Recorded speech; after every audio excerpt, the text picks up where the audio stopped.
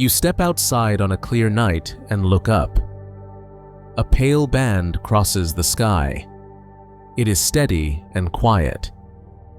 It does not flicker like a single star. It looks like a soft path of light that stretches from one horizon to the other. Your eyes adjust. You notice a grainy texture within the band. You notice darker lanes where the light seems to thin. You breathe. The band remains. Tonight, we ask a simple question with a long answer. That faint band is our galaxy seen from inside.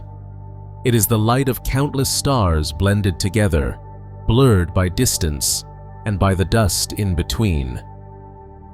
We live in the outskirts of its disk. We look along the plane of that disk, so the stars line up, and their combined glow becomes a band. The darker lanes are cold clouds of gas and dust that absorb and scatter light. They sit between us and many of the stars. When you look away from the band, you look out of the disk. Fewer stars gather there, so the sky is thinner with light. This view is our first clue about the shape of the Milky Way. It hints that we live in a flat system with a clear plane. It hints that the galaxy is wide and gently thick, and that our star sits inside that structure rather than above it. To understand how this band came to be, we go back to a time when there were no stars and no galaxies. The universe begins hot and dense and smooth. Space expands and cools. Light and matter separate when the universe becomes transparent. The glow from that time still surrounds us as the cosmic microwave background. It is not visible to your eyes, but it is present. It carries a map of small differences in temperature and density. Those small differences grow over time because gravity gathers matter and pressure resists. Where the density is a little higher, gravity wins by a small margin.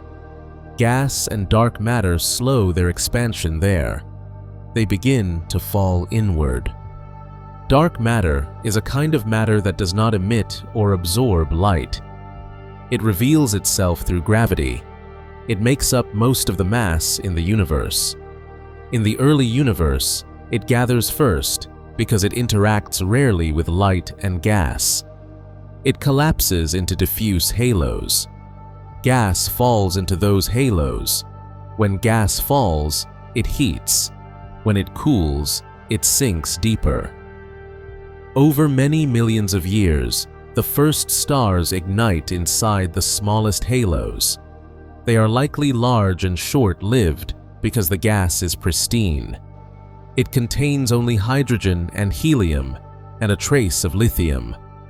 Heavy elements do not exist yet. Without heavy elements, gas has fewer ways to cool. It tends to form larger clumps, and the first stars become massive. Massive stars burn fast. They end their lives in powerful explosions. Those explosions create and spread the first heavy elements into the gas. As time passes, small halos merge into larger ones. This is a slow and steady process. Gravity draws halos together. Each merger stirs the gas. Turbulence rises. Shock waves heat the infalling material. New stars form in bursts after the gas cools again. In many parts of the young universe, this cycle repeats. The result is a hierarchy of structures. Small systems build larger systems. A future Milky Way begins as a region where the density is a little higher than average. Many small halos gather there. They move, collide, and merge. Streams of gas fall along filaments of matter. The center grows heavier. We can pause and picture the timescale. Hundreds of millions of years pass between the beginning and the first small stars. A few billion years pass before the mass that will host our galaxy becomes mature. The numbers sound large, but the processes are steady. Gravity acts at every moment. Gas cools at every moment. Collisions happen one after another. Each event adds to the total mass and sets the next stage. In the early growth of the Milky Way, the stars live in many clumps. They often move on random paths. The system is not yet an ordered disk. It looks like a swarm gathered around a growing center. The orbits of stars and gas clouds are not aligned. Some move in one direction, others move in different directions or on inclined planes. With each merger, some stars are flung into extended orbits. Some are drawn close to the center. The gas behaves differently because it can radiate energy. Gas compresses when it collides. It shocks and heats, then cools and sinks. Over time, this ability to shed energy allows gas to settle into a rotating structure even as old stars keep their varied orbits. The early stars enrich the gas. When they die, they return heavy elements to space. Those elements include carbon, oxygen, silicon, and iron. They mix with fresh hydrogen and helium. Gas that contains heavy elements cools more efficiently. Cooling allows clouds to fragment more. Fragmentation allows stars of many masses to form. Lower mass stars live longer. Many of them survive to the present day. Some of the old stars that formed before the disk are still with us now. Many live in the halo of the galaxy. Their orbits are elongated and tilted. They pass through the disk and out again. They carry clues to those early times. As mergers continue, a central concentration grows.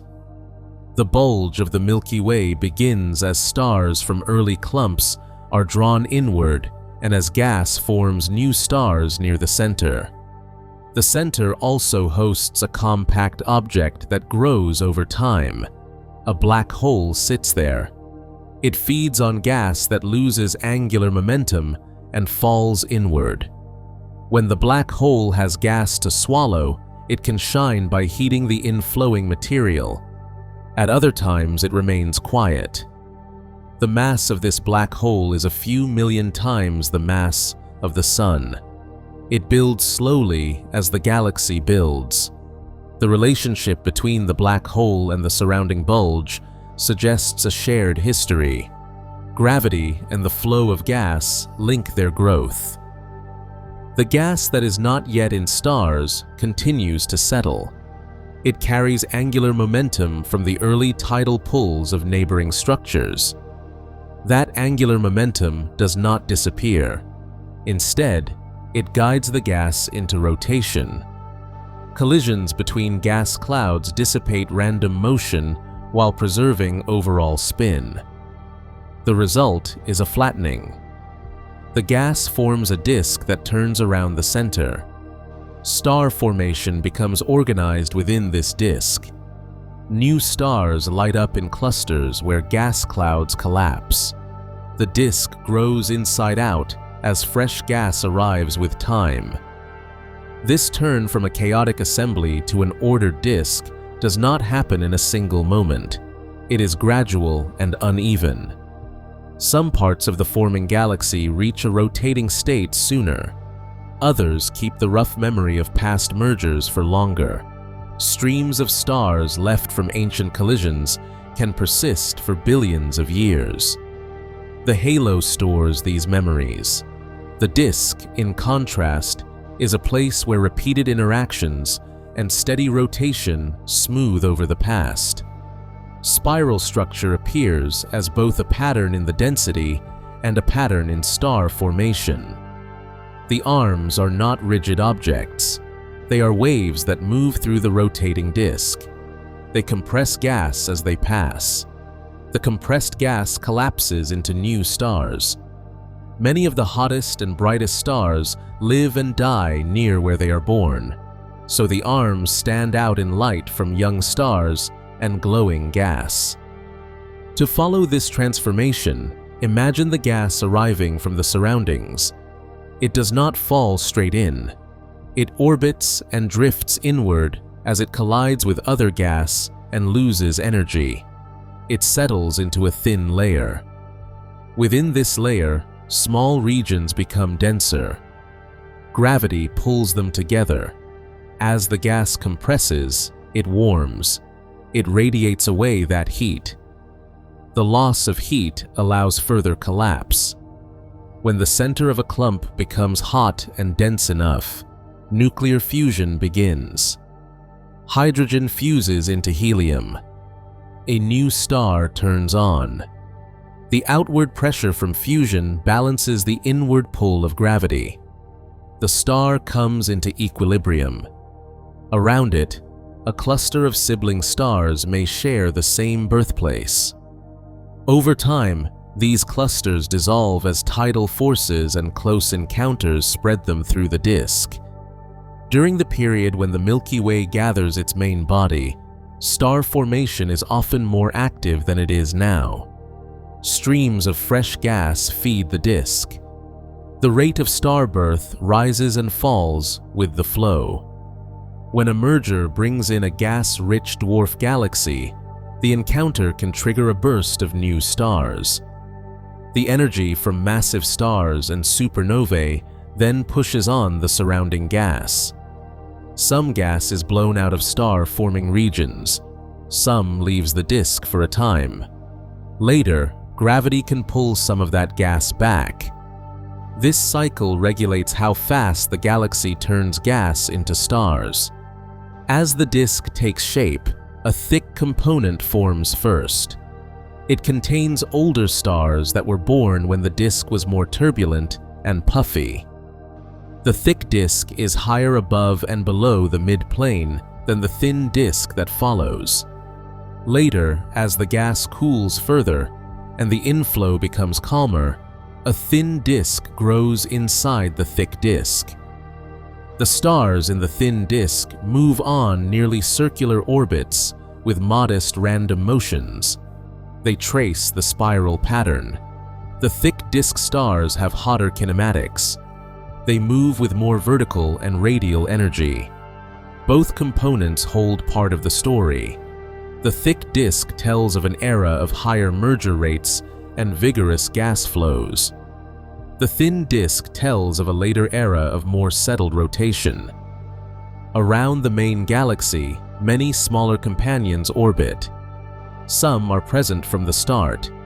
Others arrive later along the same filaments that fed the main halo. These dwarfs bring stars and gas. Tidal forces pull on them. Streams of their stars stretch across the halo when they are disrupted. Some of these streams still cross the sky today as faint rivers of old stars.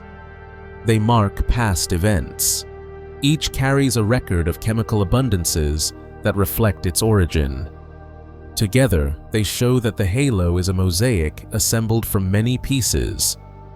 Chemical enrichment moves like a slow tide through the system.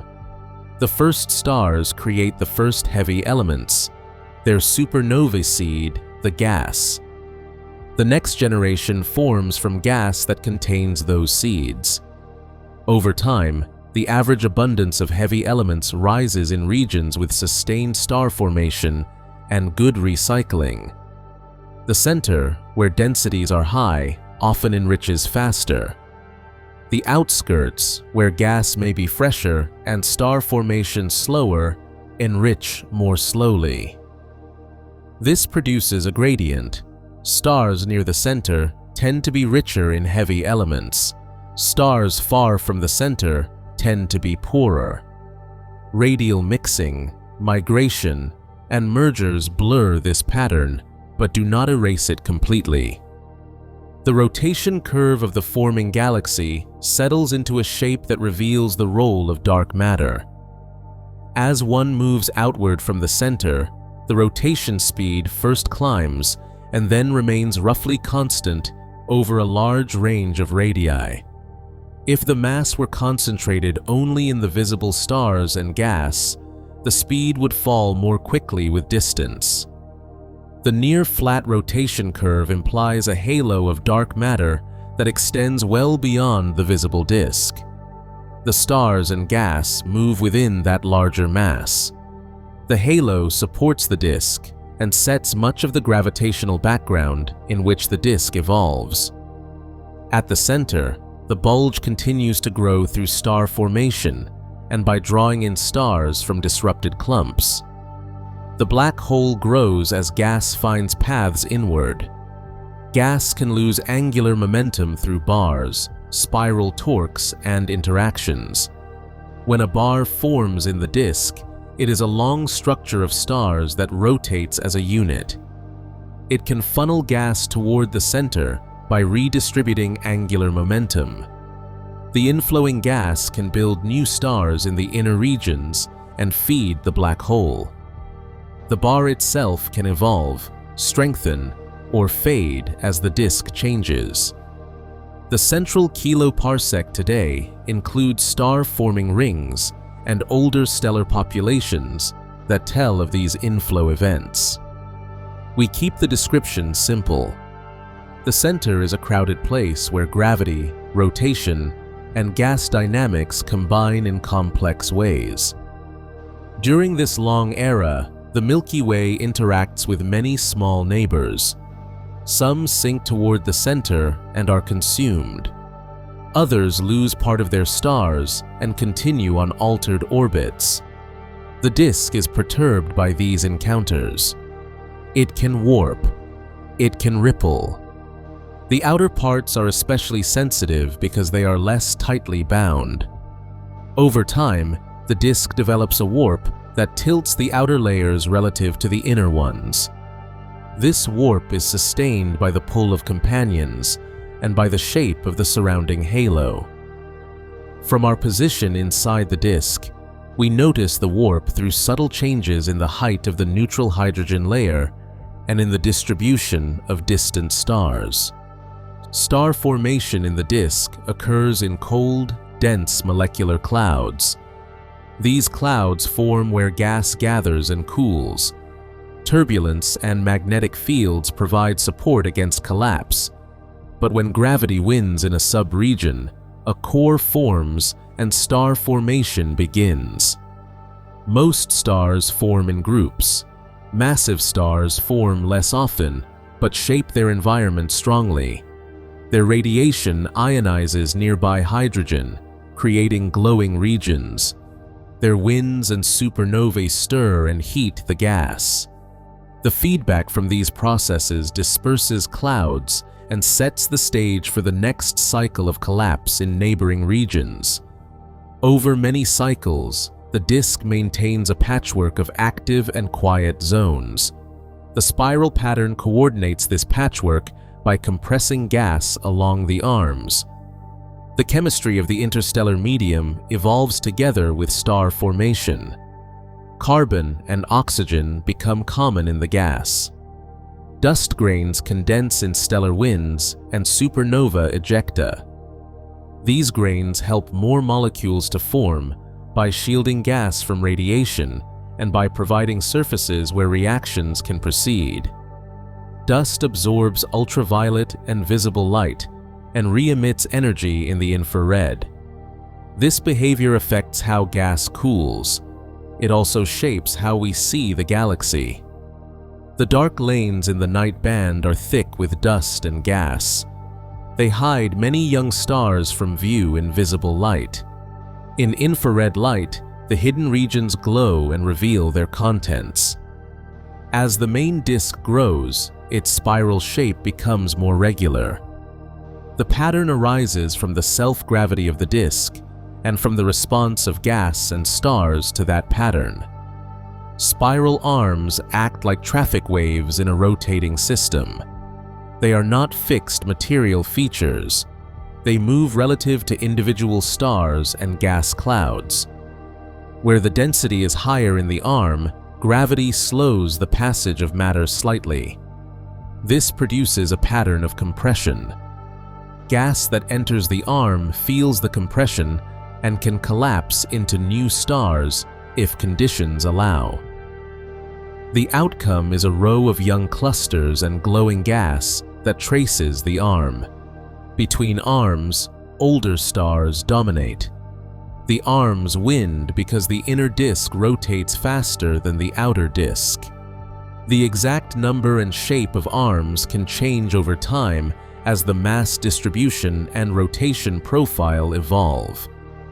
We now step through a key transition. Early on, the Milky Way is a growing collection of clumps within a larger halo.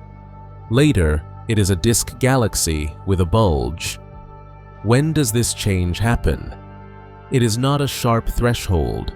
It unfolds over a few billion years. Many of the thick disk stars form during this stage. Their chemical signatures show times when supernovae of different types enrich the gas at different rates. The presence of stars that are both old and rich in some heavy elements suggests that star formation was intense in some regions for a period, then eased.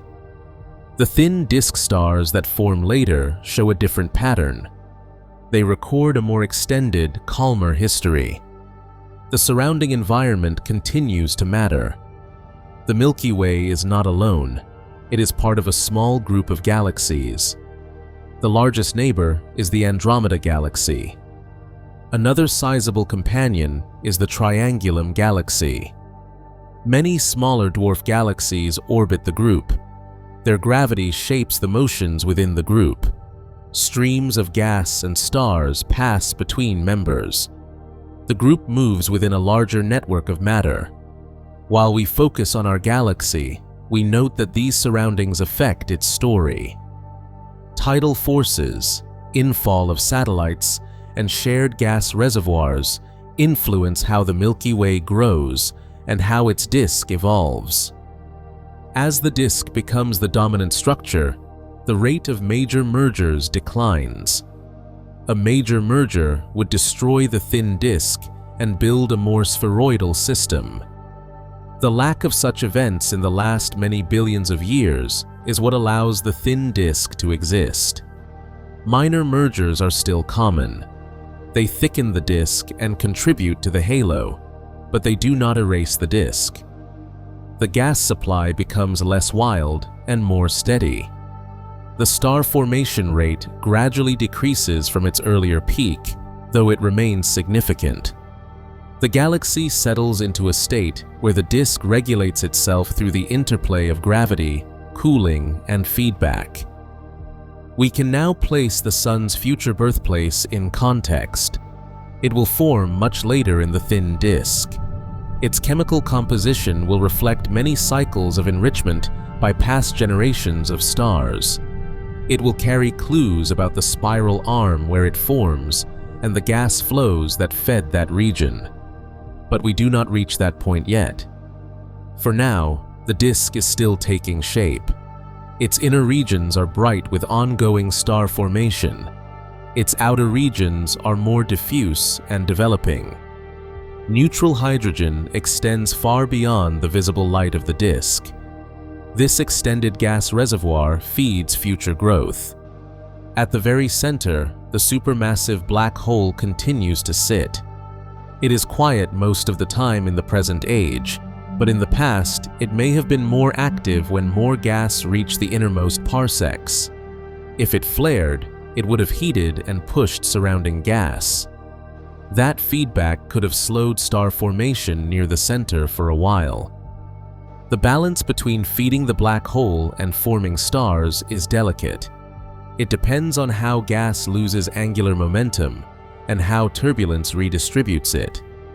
Observations of similar galaxies at earlier times suggest that such central activity is not rare.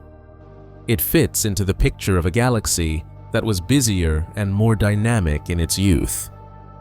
The thick and thin disks hold stars of different ages. Over time, stars drift inward and outward as they interact with spiral patterns. This mixing blends populations across the disk. gas continues to fall in from the halo, feeding star formation. As gas is consumed and heated, the rate of new star birth gradually declines. The shape of the disk includes a flare and a warp. The flare means that the thickness of the disk increases with radius in the outer parts. The warp tilts the outer disk relative to the inner disk. Both features reflect the influence of the halo and of companions. They indicate that the disk is not isolated. It responds to the wider gravitational field. The warp can precess and change over time. It can be maintained by steady torques from surrounding matter or from ongoing infall. From our position, the warp makes some directions richer in gas and dust at low latitudes, which affects how we see the far side of the disk. Clusters of stars provide sharp snapshots of the disk's past. Open clusters are young to intermediate in age and live mostly in the disk. They disperse over time. Their ages and chemical compositions trace where and when their parent clouds collapsed. Globular clusters are older and usually live in the halo. Many formed in the early clumps that built the galaxy. Some were captured from dwarf galaxies later. Their motions and chemistry record their origins. Together, these clusters act as time markers. They anchor the broad story with specific episodes. The ongoing formation of spiral arms is not a single process. It involves self-gravity, rotation, and sometimes the influence of a bar. The arms can be transient or long-lived. They can branch, merge, or fade. Their pitch angle, which measures how tightly they wind, depends on the mass distribution and the rotation curve. In the Milky Way, multiple arms exist. Some are prominent in gas and young stars. Others are traced mainly by older stars. The pattern speed of the arms determines where resonances fall. These resonances can shape the distribution of stars and gas in rings and gaps. Such structures are common in disk galaxies and arise naturally from the dynamics of rotating systems. The interface between the bulge, bar, and inner disk is a zone of complex motion. Stars there follow orbits that support the bar shape. Gas flows along lanes that lead toward the center. Shocks form where the gas meets changing gravitational potentials. These shocks trigger star formation in rings. The result is a layered center with old populations in the bulge and younger zones in rings or along the bar. This inner structure evolves as the bar exchanges angular momentum with the outer disk and with the dark halo. Bars can slow and grow. They can move resonances outward, changing the distribution of matter in the disk. As the thick and thin disks develop, the vertical structure of the galaxy becomes more defined. The thin disk contains younger stars and most of the cold gas. It is the place of ongoing star formation. The thick disk contains older stars and less gas. Its greater scale height reflects the higher random motions of its stars. Heating processes, such as scattering by giant molecular clouds and spiral arms, can increase stellar random motions over time. Minor mergers also heat the disk. This secular heating thickens older populations compared to younger ones, which preserve cooler kinematics longer. Throughout this long formation, the balance between gravity and pressure shapes the interstellar medium. In the densest regions, gravity leads to collapse. In diffuse regions, heating from starlight, shocks, and cosmic rays keeps the gas warm and spread out. The medium exists in multiple phases. There is hot, tenuous gas that fills large volumes, warm gas that pervades much of the disk, and cold gas that collects in clouds. Energy flows between these phases. Supernovae heat the gas to high temperatures. Cooling radiates that heat away. Turbulence cascades from large scales to small scales. The result is a dynamic environment where star-forming sites flicker on and off across the disk. We can now return to the night band. The features you see fit this history. The bright patches along the band are nearby star-forming regions in the disk.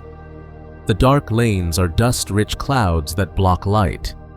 The smooth glow is the integrated light of distant stars. The band bends with the warp. The bulge region is richer in light near the center of the sky when you look toward the inner galaxy. In the opposite direction, the band is thinner and the star fields are sparser. These patterns mirror the structure that grew from those early halos through many mergers and much settling. The transition to a stable disk marks a shift in the main drivers of change. Early on, mergers dominate. They add mass quickly and stir the system. Later, internal processes, such as spiral density waves and bar-driven inflows, shape the disk more quietly. The Milky Way has entered that later phase by the time the thin disk is established. From this point forward, the story includes the birth of the Sun, the ongoing life of the spiral arms, and the slow path toward future encounters. But before that, there is one more piece to note. The outer halo continues to collect the debris of small galaxies. The halo serves as an archive, while the disk serves as a laboratory for new stars. The chemical evolution of the disk leaves signatures in the patterns of elements within stars. Ratios of elements that form in different types of supernovae change with time. Early rapid enrichment by massive stars raises the abundance of oxygen and similar elements relative to iron. Later, as slower supernovae from white dwarfs contribute, iron rises. By comparing these ratios across many stars, we can sort them by chemical age and by birthplace. Stars in the thick disk often show patterns that match a period of rapid formation. Stars in the thin disk often show a more gradual evolution. These fingerprints help us reconstruct the timeline of disk settling. The angular momentum of the Milky Way is set mostly by the tidal torques from the surrounding matter during the early growth phase. The amount of spin controls how large and thin the eventual disk can be. Higher spin leads to a larger, more extended disk. Lower spin leads to a more compact system. The observed size and rotation of the Milky Way suggest a typical amount of spin for a galaxy of its mass. This is not a special case. It is a common outcome of the way gravity and initial conditions work across the universe.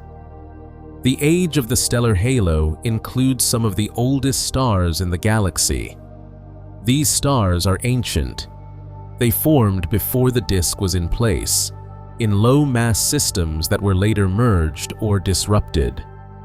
Their low heavy element content shows that they formed when little enrichment had occurred. They move on elongated inclined orbits. Some inhabit streams that can be traced across the sky.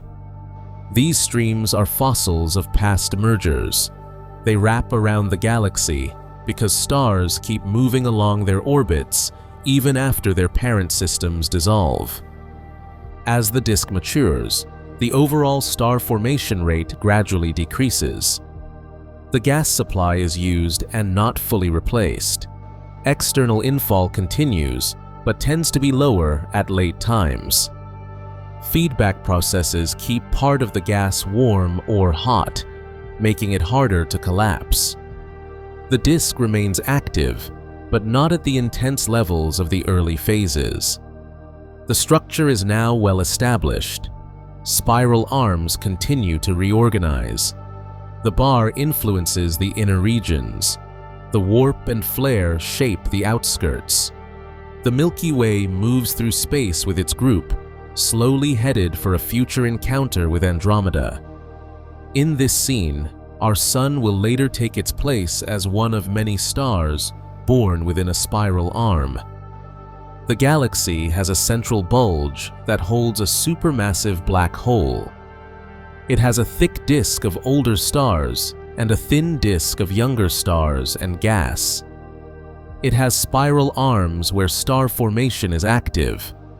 It has a dark matter halo that extends far beyond the visible light. It hosts many star clusters and streams that record its past. The night band that you see is the edge on view of this disk from within.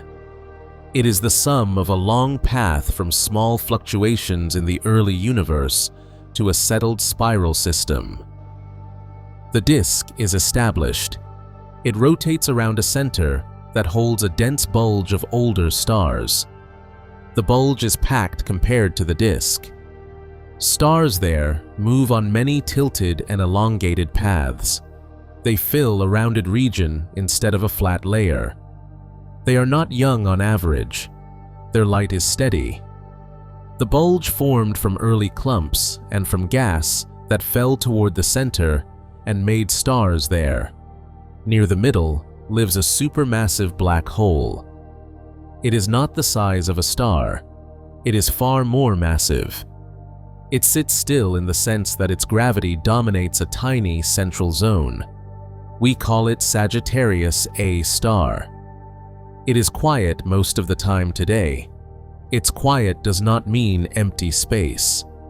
It means that little gas reaches the small inner region where it would be heated to high temperatures and radiate strongly while falling in. The black hole remains, patient and heavy, as stars and gas orbit around it. The disk is the broad, bright part that holds the spiral arms. The arms are not fixed objects. They are patterns that move through the disk with their own speed. Where the pattern passes, the density of stars and gas is a little higher. That increase slows passing matter by a small amount and creates a queue of material. Gas that enters the arm is compressed. Compression raises pressure. The gas cools by radiating energy and can collapse into cores. In these cores, gravity wins. New stars turn on. Many of the bright, short-lived stars form in the arms. They do not travel far before they end their lives. Their light and their glowing clouds outline the arms for us. Older stars drift into and out of the arms. They are part of the pattern, but they do not stay in one place.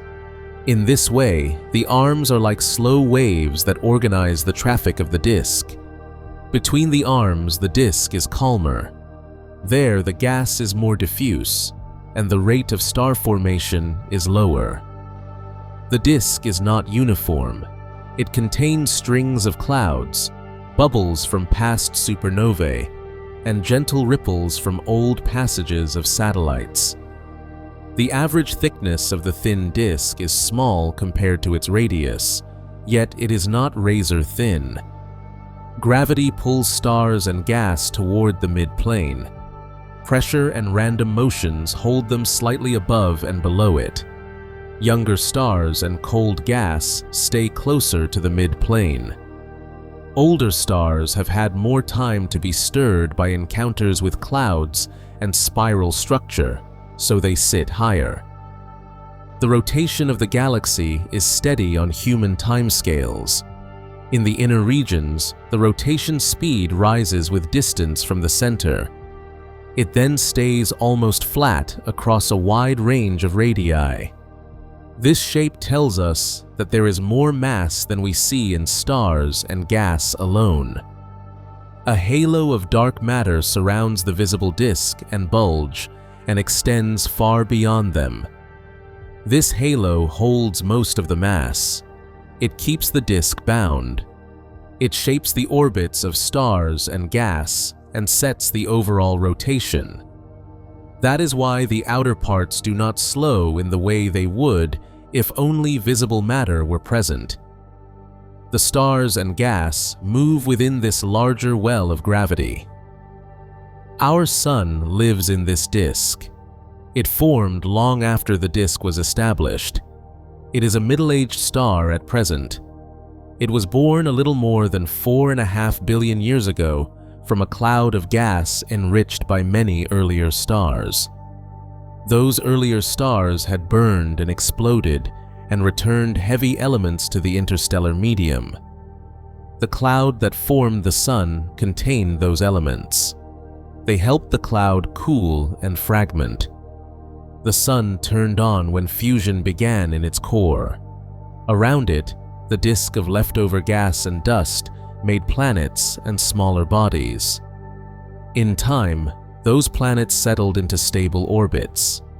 The Sun has siblings that formed from the same cloud, but the cluster that held them dispersed.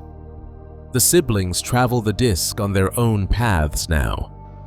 The Sun orbits the galactic center on a path that is close to circular. Its orbit period is a little less than 250 million years. That means it has circled the galaxy many times since it formed. It moves slightly up and down through the midplane as it goes. It also drifts inward and outward by a modest amount over long times because of resonances with spiral arms and the bar. It is one star among many. From the point of view of the galaxy, the solar system is a small system, moving along with the general flow of the disk. The planets are tiny at this scale.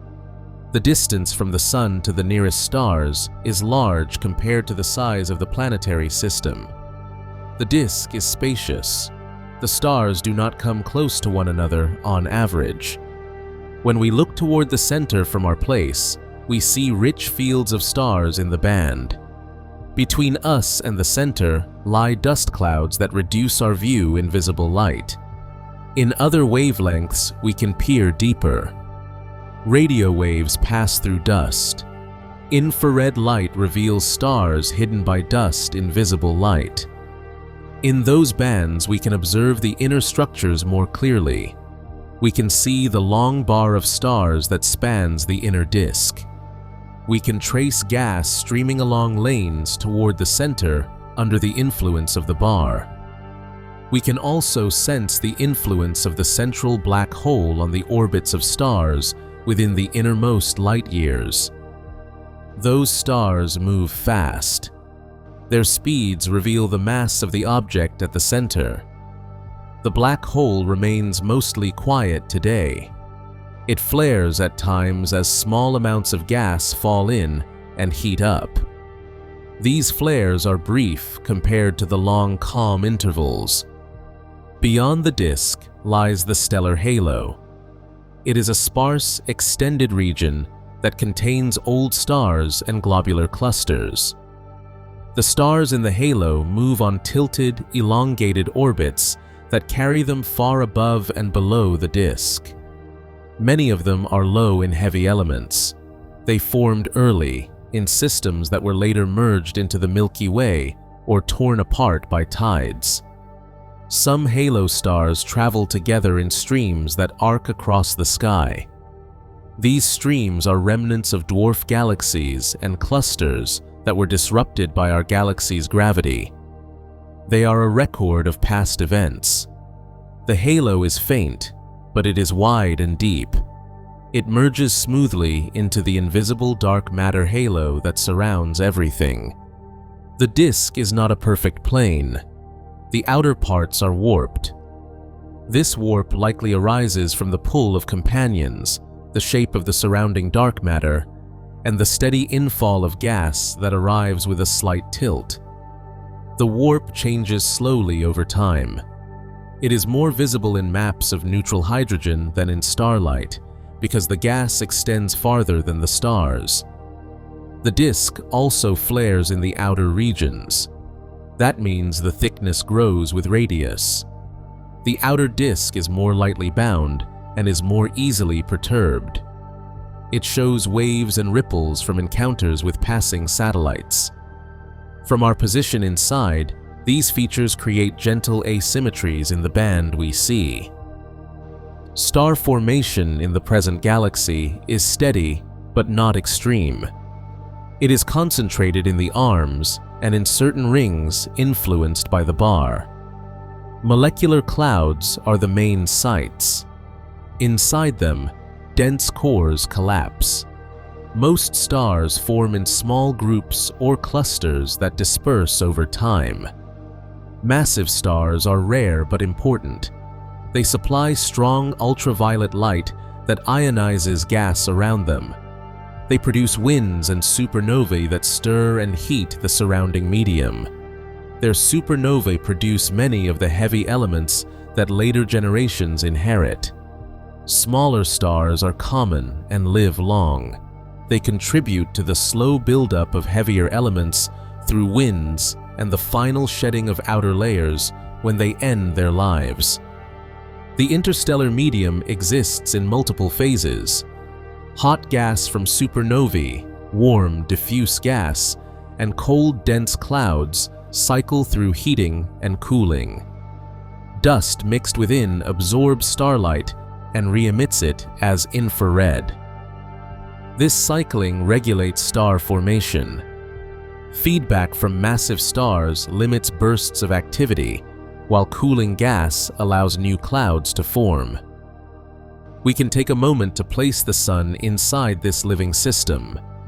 Our star resides in the outer half of the disk. It lies in a minor arm or spur between two larger arms. It orbits with many neighbors. It passes through spiral structure from time to time as the arms and the Sun move at different pattern speeds. These passages can change the environment. Gas density rises in arms. Star formation is more active there. Yet the distances between stars remain large, so the solar system proceeds without direct stellar encounters. The Sun is on a regular path that carries life on Earth around the galaxy again and again. It is one small thread in a vast rotation. The galaxy is not isolated. We live in a small group of galaxies. The main members are the Milky Way, the Andromeda Galaxy, and the Triangulum Galaxy. Around them orbit many dwarf galaxies. Some are small spheres of old stars with little gas. Some are irregular systems with gas and modest star formation. Two notable companions of the Milky Way are the large and small Magellanic Clouds. They are irregular galaxies that orbit us and show signs of tidal interaction. Streams of gas connect them to our galaxy. The gravity of the group binds its members together. On larger scales, the universe expands, but within this bound group, the motions are set by mutual pulls. Andromeda is the largest member of the group. It lies at a distance of a few million light-years. Its disk is also a spiral with a bulge and a halo. It moves toward the Milky Way. We know this because we measure its velocity along our line of sight. The value is a little more than 100 kilometers per second toward us. The sideways motion is smaller, but not negligible. When we combine the components, we find that the two galaxies are on a path that will likely bring them together in the future. The approach is slow on human scales, but sure on cosmic ones. The group is bound, and the two largest members will interact strongly as time passes. Before we follow that future, we pause on the present. The Milky Way is a mature spiral galaxy. Its disk holds multiple arms. Its star formation is moderate. Its central black hole is quiet. Its rotation is supported by a dark matter halo. It interacts gently with smaller companions and collects the slow debris of past mergers in its halo. Its Sun is a quiet middle-aged star in a minor arm. Life on Earth is sheltered by the distances that separate stars and by the stability of the Sun's orbit. The night band across our sky is the inner view of this system. It is not a special view in the sense that many planets in the disk would see a similar band, but it is ours, and it is steady while we watch. Now we can turn to the long future. The approach of Andromeda is measured in billions of years. Over that time, the orbits of stars and the distributions of gas in both galaxies will change gradually. When the two halos begin to overlap, tidal forces will pull at the outer parts. Tides arise because gravity is stronger on the near side than on the far side. These differences stretch and twist the disks. Long, faint tails of stars will stream away. Clouds of gas will be pulled from their orbits and will fall toward new centers created by the combined mass. The first pass will not finish the job. The galaxies will swing through one another and continue on altered paths. They will be bound. They will return for further passes. Each pass will exchange energy and angular momentum. Each will heat and scatter the stars and drive gas inward. Over time, their separate disks will fade as ordered structures. A new, larger system will emerge. During these passages, direct collisions between stars remain unlikely. Stars are small compared to the distances that separate them. The empty space between them dominates. Their paths are bent by gravity, but they rarely strike one another. Gas is different. It collides and shocks. It loses energy and sinks. Inflows toward the central regions of the combined system will increase. Where gas accumulates, star formation can surge for a time. New clusters will form from compressed clouds. The rate may be higher than in the separate settled disks, yet the fuel is finite. The burst will not last forever. As gas is consumed and heated and driven out by feedback, the pace will drop. The central black holes of the two galaxies will move toward one another as the merger progresses. At first, they will follow the motions of their host bulges. As dynamical friction saps their orbital energy, they will sink. They will form a bound pair. Over a long time, as they interact with surrounding stars and gas, their separation will shrink further. When they come close enough, gravitational waves will carry away energy and angular momentum. The two will merge into a single, more massive black hole. The event will release a burst of gravitational waves that cross space. If there is gas nearby at that time, the accretion could light up the center for a period, though details depend on how much gas remains and how it is arranged. The outer appearance of the merged system will change through these stages. The ordered spiral patterns will be disrupted. The disks will puff up. The final remnant will be more like an elliptical galaxy than a spiral. It will be rounder or elongated without a thin disk, depending on the paths and masses involved. It will hold many old stars and a smaller supply of cold gas. It will have shells, ripples, and streams in its outer regions for a long time. These are signs of past mergers that fade slowly. The system will be larger and more massive than either parent.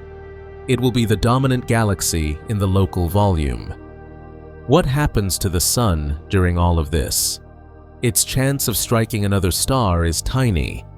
Its chance of being thrown entirely out of the merged system is not high, but not zero.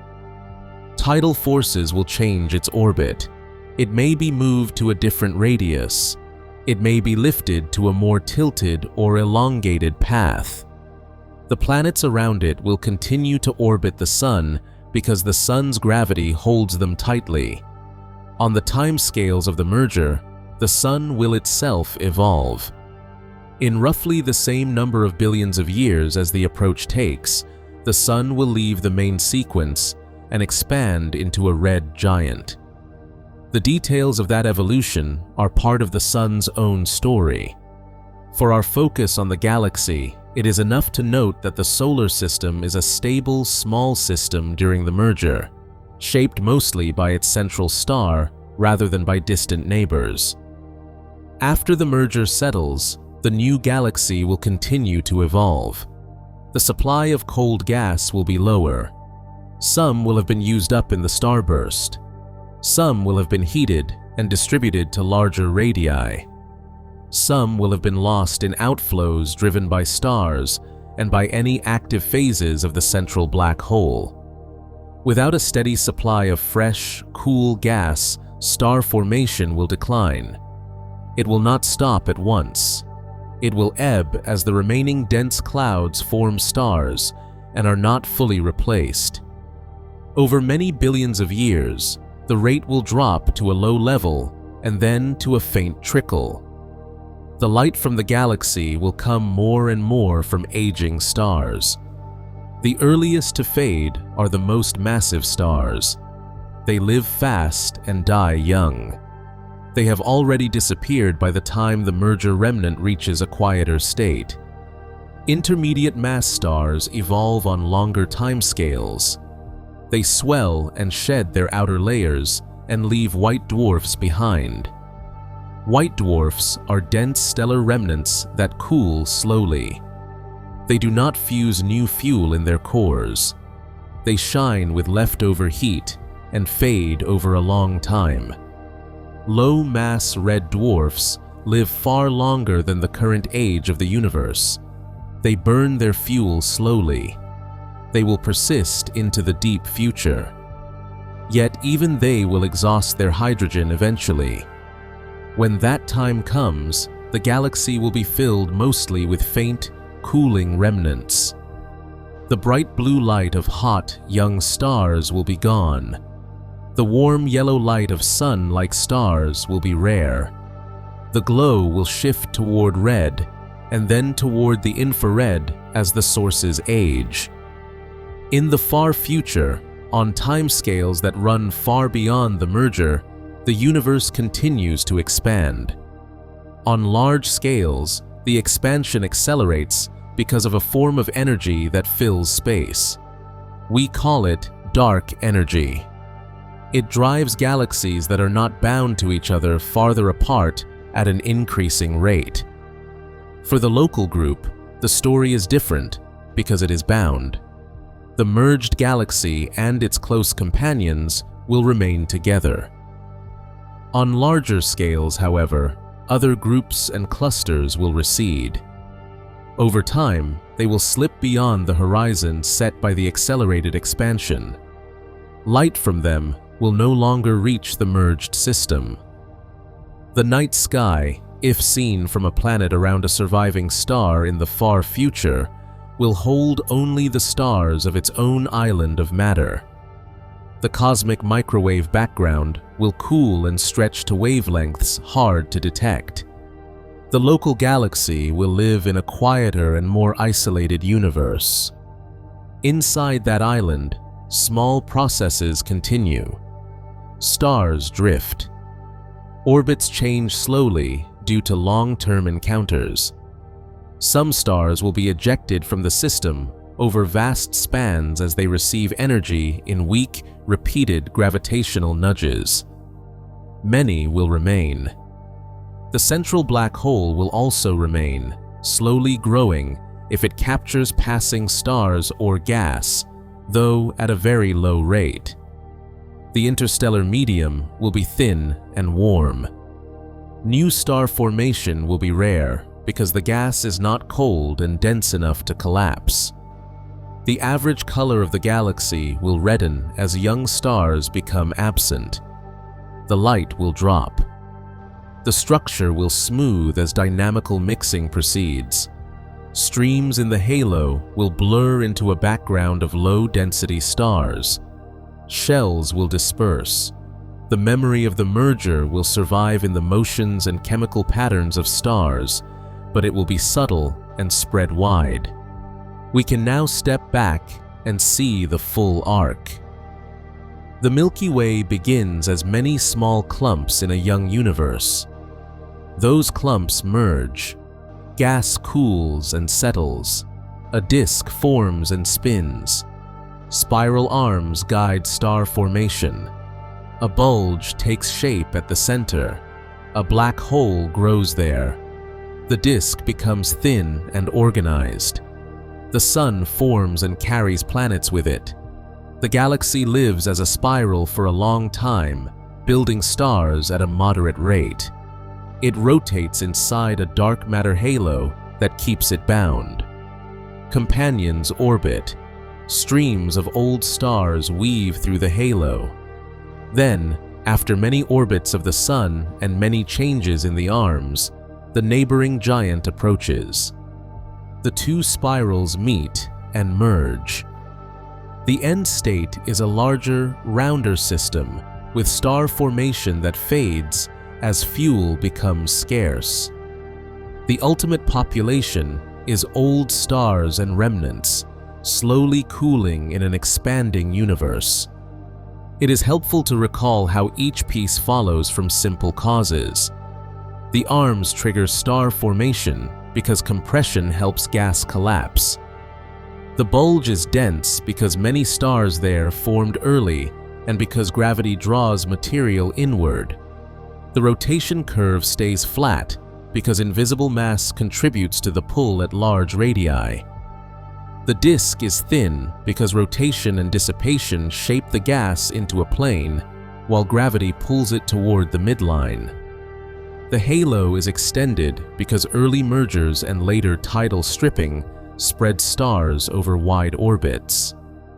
The merger is likely because the main galaxies in the group are bound and moving toward one another. These cause and effect links stitch the story together. We also remember that much of the detailed history is read from the light of stars and gas. We map the spiral pattern by tracing the brightest young stars and the glowing gas around them. We estimate the mass distribution from the motions of stars and gas. We infer the presence of dark matter from the shape of the rotation curve and from the motions of satellites and streams. We measure the pace of star formation by counting newborn stars and by measuring radiation from dust warmed by their light. We read the chemical history by parsing the fingerprints of elements in stellar spectra. We sense the quiet black hole through the fast orbits of stars near the center and through occasional flares. Together, these measurements form a coherent picture that matches the broad outline of theory and simulation. The Milky Way contains several spiral arms outlined by gas and young clusters. They are waves in a rotating system, not fixed structures. The bar near the center shapes orbits and feeds gas inward, driving star formation in inner rings. Warps and ripples in the outskirts mark perturbations from passing satellites. Our sun moves through this structure. Its path carries it around the galaxy on a nearly circular orbit. The speed is high compared to everyday motion, yet the distances are so large that the journey takes a long time. While it travels, the arms drift past. The sun currently resides between larger arms. It is in a quieter region compared to those dense lanes. That is one reason the night band is not dominated by very bright, young clusters in our immediate neighborhood. Yet even from here, the Milky Way is clear on a dark night without city lights. The blend of distant stars and the patchwork of dust lanes give the band its fine structure. If you travel away from the plane, the band thins. If you look toward the center, the band broadens and brightens. These simple checks connect our ground view to the structure in space. The halo around the galaxy hosts globular clusters. These are dense, ancient clusters of stars that formed early. They orbit in the halo and in the outer bulge. Each cluster holds many stars that share an age and a chemical fingerprint. By studying them, we learn about conditions when the galaxy was young. Some clusters were born within the building blocks of the Milky Way. Others were brought in by captured dwarfs. Their motions can reveal the total mass of the galaxy because their orbits respond to the gravitational field far beyond the disk. The dark matter halo itself is not observed directly. We see it through its effects. It keeps the outer disk rotating at near constant speed. It traps hot gas that would otherwise escape. It shapes the paths of satellites and streams. It gives the Milky Way the mass needed to bind the local group. Its origin reaches back to the early universe. It formed from material that does not interact with light. It gathered into halos that caught gas. Without it, the galaxies we see would not have formed in the same way.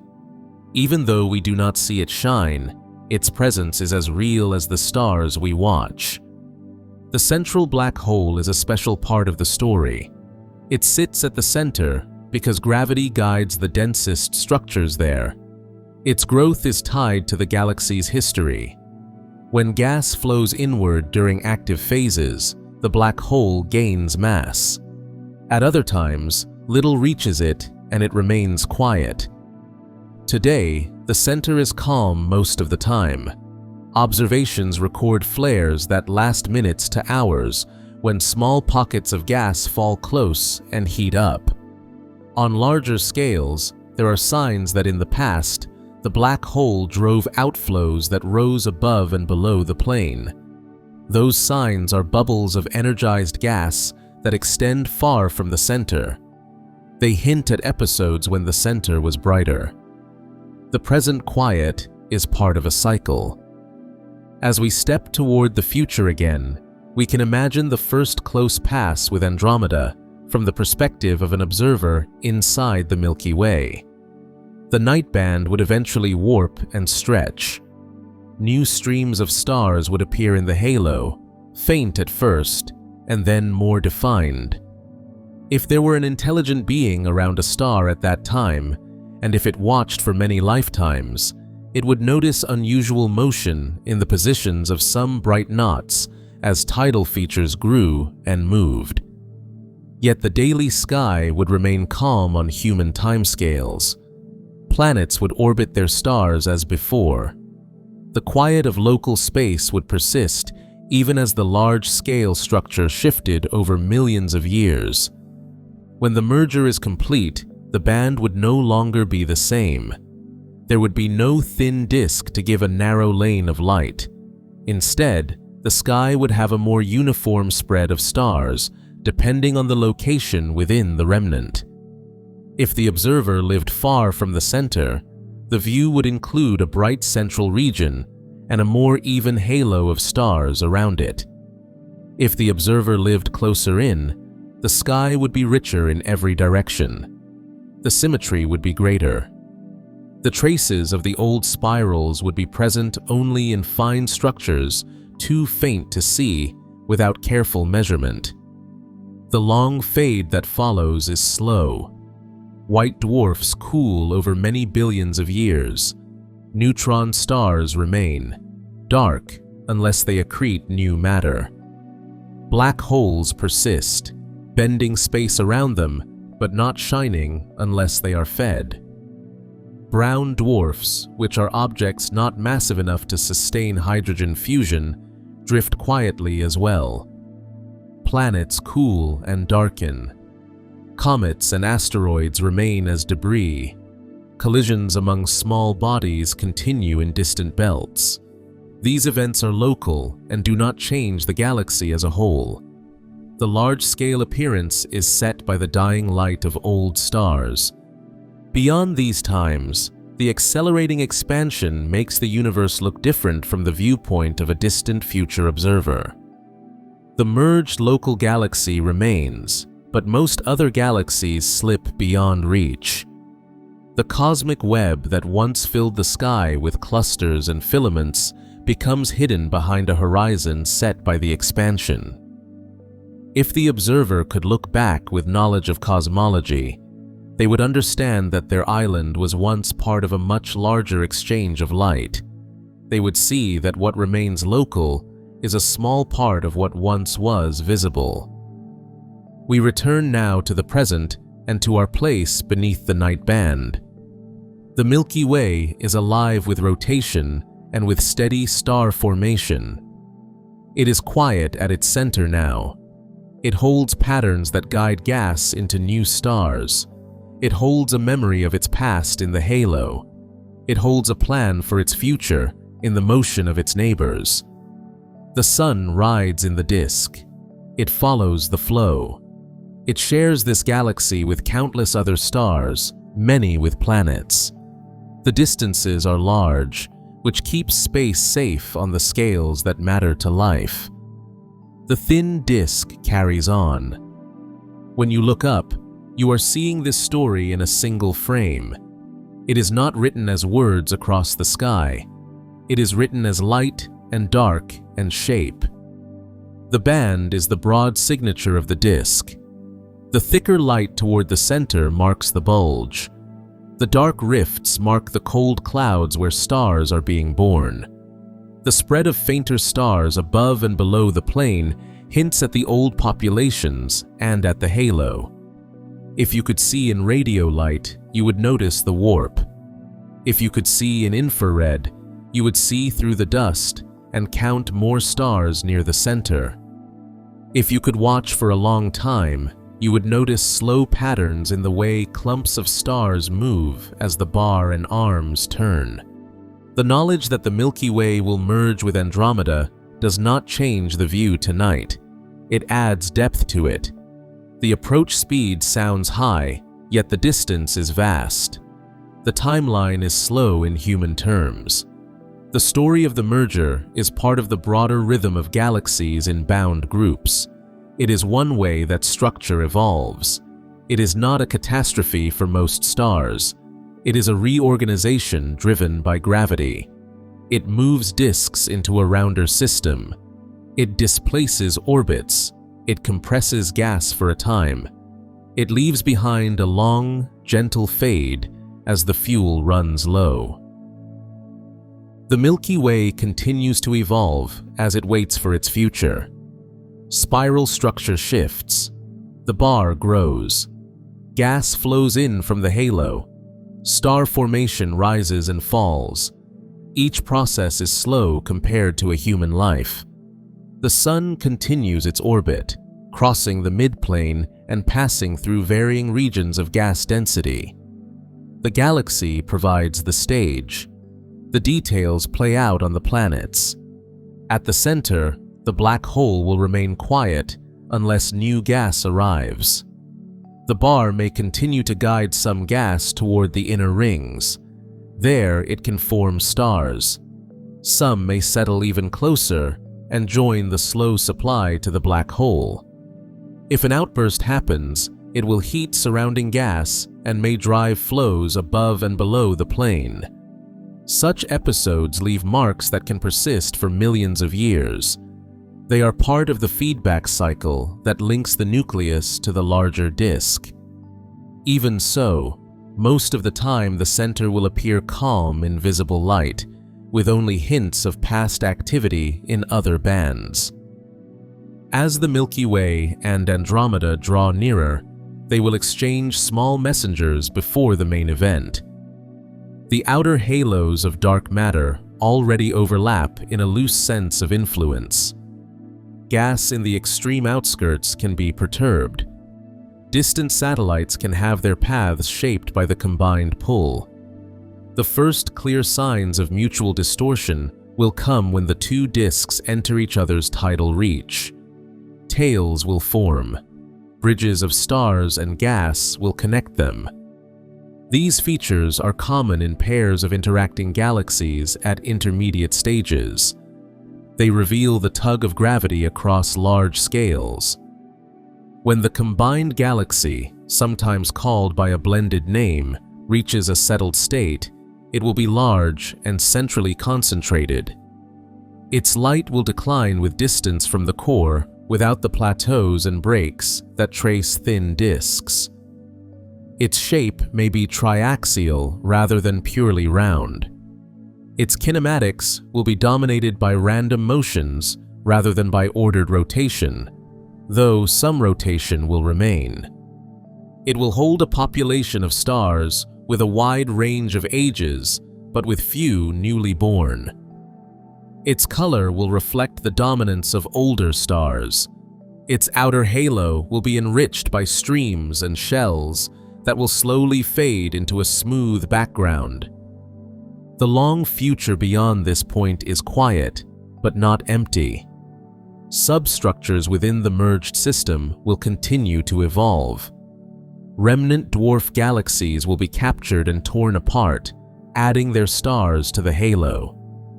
Globular clusters will orbit and gradually lose stars to the field through tidal stripping.